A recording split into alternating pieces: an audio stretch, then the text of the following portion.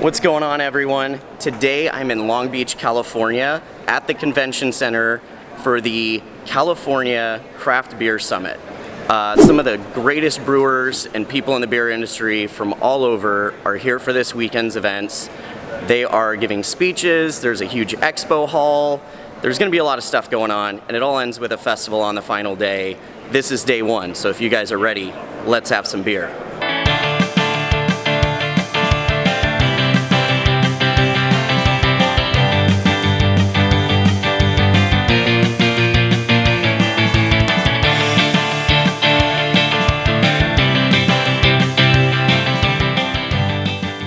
Okay, so we are about to start the first seminar. This is like their opening seminar for the day. This is going to be a talk about the craft beer industry, how it's evolved over the years, and where it's at now. So let's go in.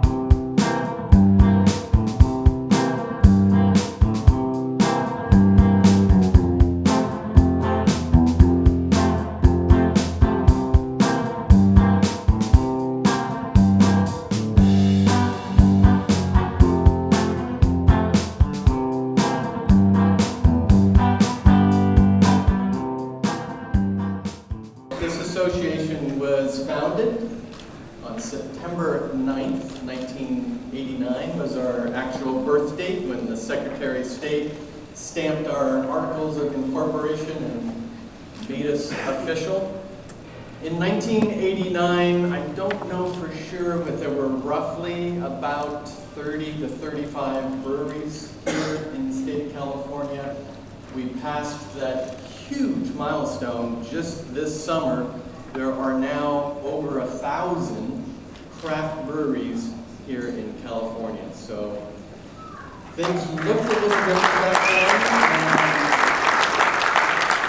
and our industry was a little bit different then. I had seen the idea for a microbrewery when I was traveling after college down in Australia in Fremantle, and I walked into a pub called Sail and Anchor and had a beer that changed my life. It was so delicious and so different from any beer that I'd ever had that I realized I really wanted to learn more about this new concept. So when I got back to my hometown of San Diego, my relative, Carl Strauss, came to visit my parents. And Uncle Carl had just retired from a 44-year career at the Pabst Brewing Company, where he had been the vice president of production and master brewer for all of Pabst brewing operations. So with Uncle Carl providing the brewing expertise, and my business partner, Matt Ratner, and me doing the business side, we set out to write our business plan, raise the capital, and build our first brewery. Now, being the first brewery in San Diego meant we had to break down all the barriers to entry and overcome innumerable obstacles just to get open. I wanted a new challenge.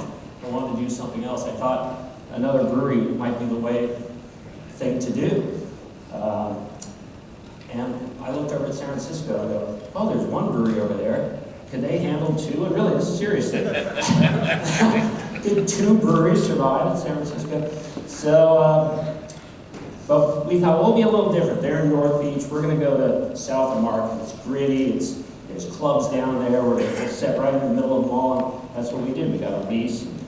We got our plans together. We started building the place. And then there was nothing but problems after that. We immediately got shut down the red tag for our building permit, and which we found out was a total play by the Builders Union at that point. It was tough. We got back going again. There it is.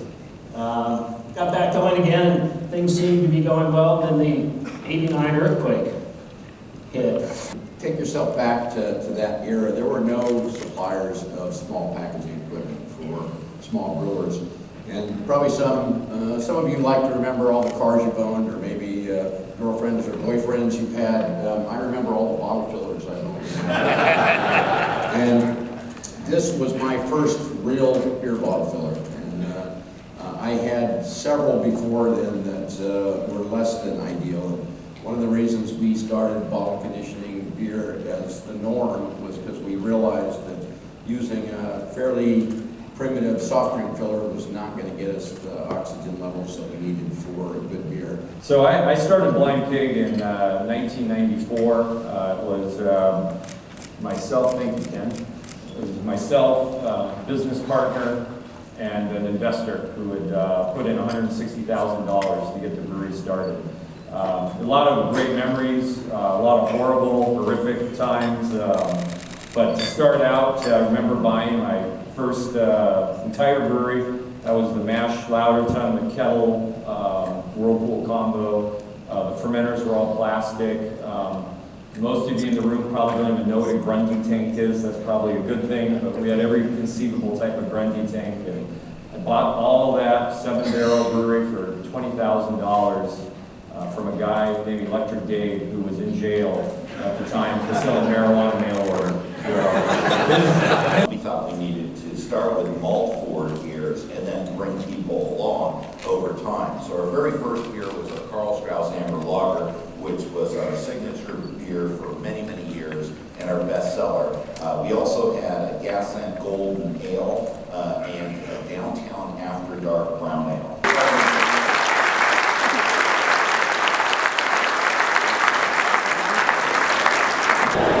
All right, guys, so I just got out of the first seminar, and oh my God, that was incredible. Literally, 5 of the biggest pioneers in the craft beer industry in California were up on stage talking.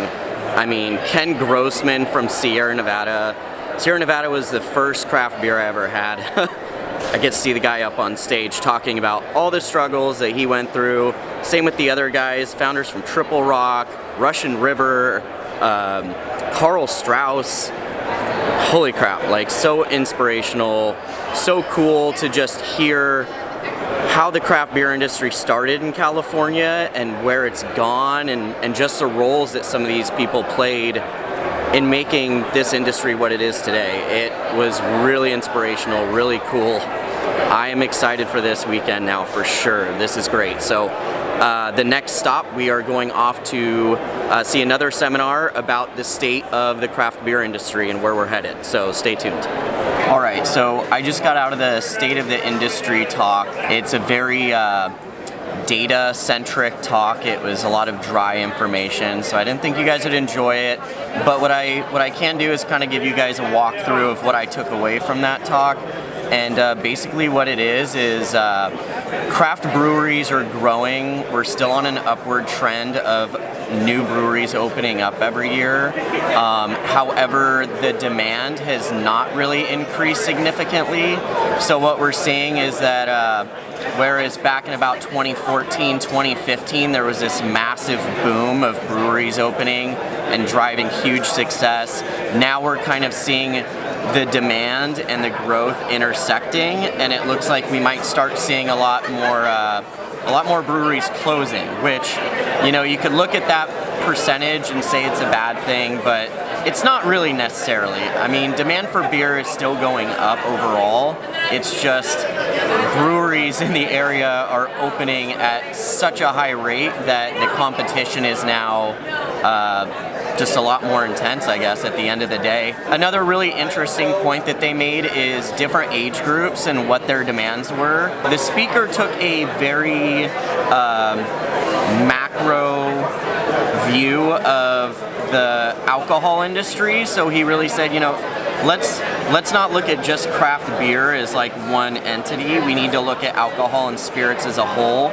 And what he noticed with the data that he found was that, you know, the younger generations, people in their early 20s, new drinkers, they're very focused more on health than the older generations, us millennials out there. So we're seeing an upward trend in, you know, lower calorie beers, lower carb beers. He kind of touched on the whole seltzer craze that's starting right now and how he believes that the data is going to show a significant increase over the next couple of years, and that's based on market demand. It's really cool sitting in a room. I mean, I could see Dylan Mobley from Helmsman. I could see Josh from Hamilton Brewing. I mean, I could see all these incredible brewers that, you know, I've been to their breweries before, drank their beer, and they're taking this information and they're using it to kind of change their business model and how they're going to be approaching the market in the future. So, I mean, for those of you out there that just drink craft beer because you love craft beer, that's cool. I don't think that talk would be something that you'd be really interested in. but for somebody who really cares truly about this industry and the direction it's going, it was a really insightful talk, and kind of tells you what's to come. All right, guys, so we decided to skip one of the talks. I'm hanging out with the Four Brewers right now. Say what's up. I'm the Four Brewers. We made our way into the expo hall, so we're gonna check out what all these vendors got going on, and yeah, probably drink some beer too, so sounds fun. Let's go.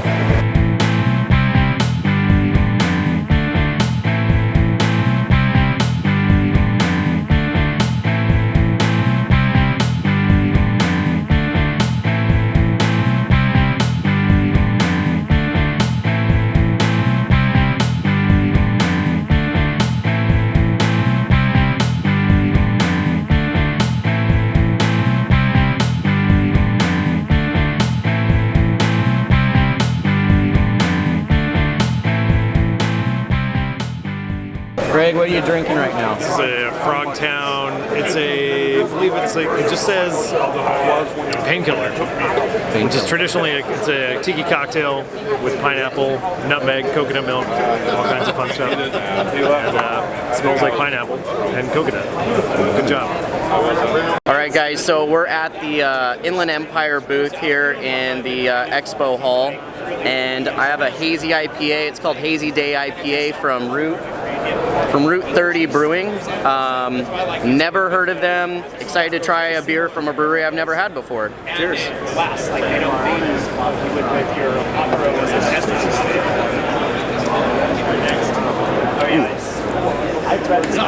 It's like a nice mixture of fruity and bitter. You know, a lot of these like hazy IPAs, they almost have no bitterness now. I'm glad they only poured like a tiny little bit, because I have the feeling I'm going to be drinking a lot of beer today. How's the Kolsch, Greg? Oh man, yeah. What does that mean? It's a dumpa. They seem like real nice people. Oh, it's a dumpa? It's not my favorite beer in the world. Oh man. No. Yeah. I can get a ton off the nose, but yeah, tasting it. Jason, how's that Dortmunder? Whack. All right, guys, so I'm actually trying a hazy IPA from Brewery West. It's called Bunny Fuku. Love Brewery West beers. They can do no wrong. If you haven't seen their can design, it's pretty insane. But yeah, I'm gonna check it out.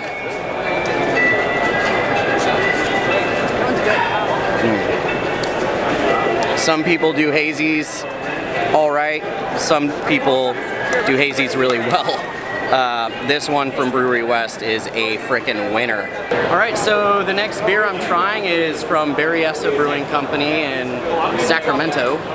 This is called Super Separation Anxiety IPA. I feel like I've had one of their beers before. Brewery sounds super familiar, but anywho, it's IPA day, so cheers. Ooh.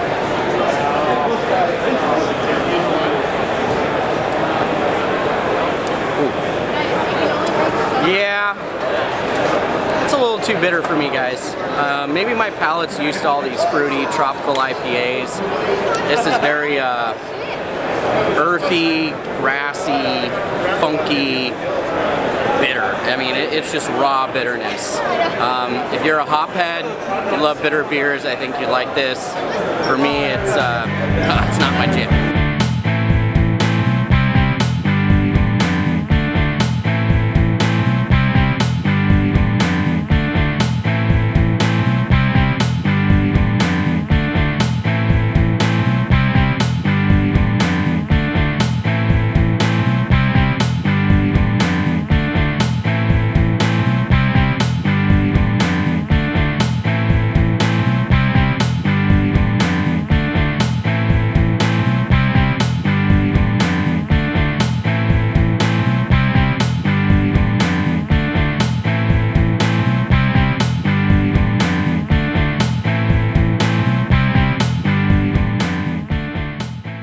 Alright guys, so we left the expo hall. We are headed to Beechwood Brewing. It's a few blocks away.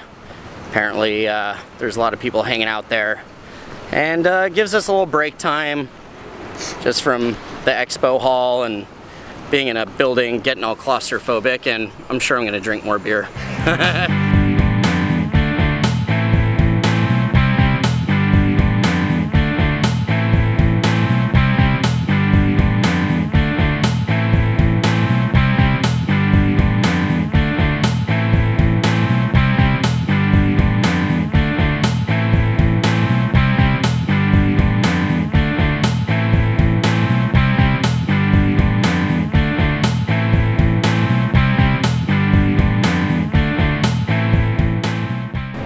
Definitely smells of marijuana today. Yep. Couldn't imagine why. Every day. Smells amazing though. Cheers, guys.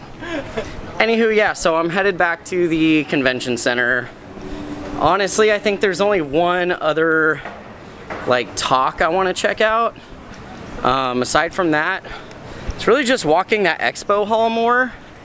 I guess that's one of the fun parts of flying solo. I do wish I had Jacob here, or Mia, or Justin. Anywho, yeah, I don't know, so far so fun. I do need to check into my Airbnb at some point, so we'll see how that goes.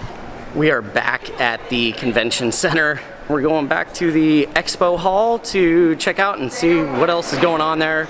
I know I do have a few friends that are walking the area, so of course I'm going to introduce you guys to them, so stay tight. I'm doing a disservice by not having that menu ready as people buy the ticket, because we're still selling out every time within a day or two. So if you are selling out every time, you've answered your own question.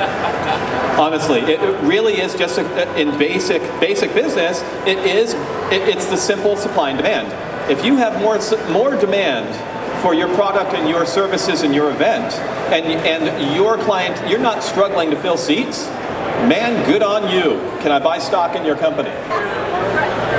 Hey man, so I'm drinking a Bo Pills from East Brothers, which is out of the San Francisco Brewers Guild area, and super nice and bready on the nose, very crackery, very crispy boy, really nice noble hop character, and it smells like very perfumey, very floral. I think there's an underlying like white flower note to it that I really appreciate. Her last name begins with 2 capital A's. But it is pronounced. It's like textbook Pilsner, Bohemian Pilsner, a little beefier thing on the nose. Like it's all around like really nice and creamy. So highly recommend. 5 out of 5, 10 out of 10, 100 out of 100. Check it out. All right, so the next beer up is Tiki Town. This is from Armistice. This is from the Bay Area, 6.5%. It's brewed with guava and pineapple. I can tell you right now, I already smelled it. It smells tiki-tastic. That would be the only way I would describe it. And yeah, I don't know. This is the first like fruity beer I've had today. Had a lot of IPAs, a lot of Kolsch's. This is like first fruity one, so I'm kind of excited about it.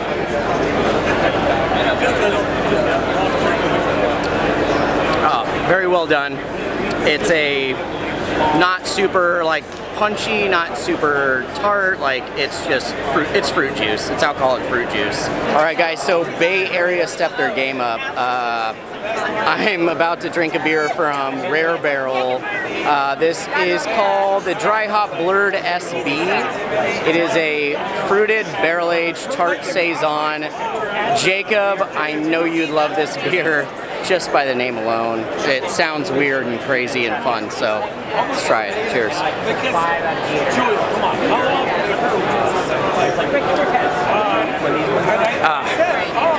So, not a huge fan of sours. I'm very picky with it. Tart I'm okay with, funky I'm okay with, but if either are more overpowering than the other, I don't like it. This is a good balance of both. Very good beer. Speaking of Ken, it's a great segue, thank you. I remember when we first started talking about building our new brewery, and Ken, along with a few other people, asked us why. Why do you want to do this? You guys have a really good thing going. You're making, 15,000 barrels of beer a year. You're selling all of it. There's a huge demand for your beer. As Natalie mentioned earlier, we bought out our investors. We wanted to be independent when we did this. It was very important to us. We don't begrudge any of our friends that have sold to other, big industrial breweries. or international breweries, but for us, it was really critical. So we did it the good old-fashioned way with some cash flow and a lot of bank debt, but it was something manageable that we could handle. And having the ability to have expansion built into the brewery so that if we did need to add more capacity beyond what we thought we would need, it would be very easy to do. And so that all happened in the design phase. That was the first beer that Vinny made at Russian River Brewing Company in 1997. Was our Russian River Porter. So we did a variation of that.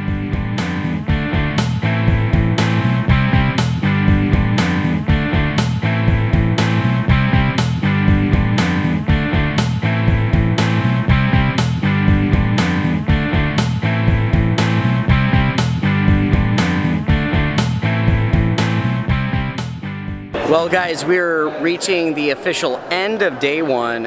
We're about to go into the main ballroom for the award ceremony. Seems like a huge crowd is going in, and if I don't go in there soon, I'm probably gonna get a shitty seat, so let's go in.